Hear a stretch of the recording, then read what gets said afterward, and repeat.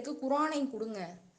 என் பிள்ளைக்கு மேக்ஸ் வரல, இங்கிலீஷ் வரல, சயின்ஸ் வரல, எதுவுமே வரல, அப்பனா சரி கூட்டிட்டு போய் தள்ளுங்க மதரசால.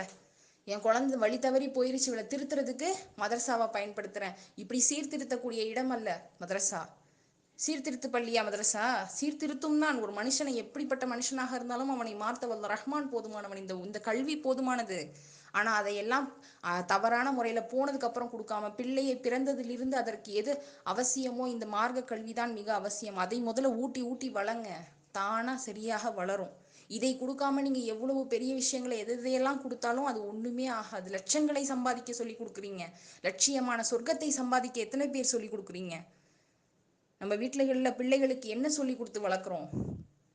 இதைப்படி அதைப்படி, போலீஸாவு, டாக்டராவு, இன்ஜினியராவு, ஆலிமாகு என்று எத்தனை பேர் சொல்றோம்? ஹிஃப்லு ஓது, குரானை மனனம் செய்வதெல்லாம் மிக கடினம். அதை விட கடினமானதை அசால்ட்டாக நம்ம பிள்ளைங்களுக்கு தினமும் கொடுத்துக்கிட்டு தாங்க இருக்கோம்.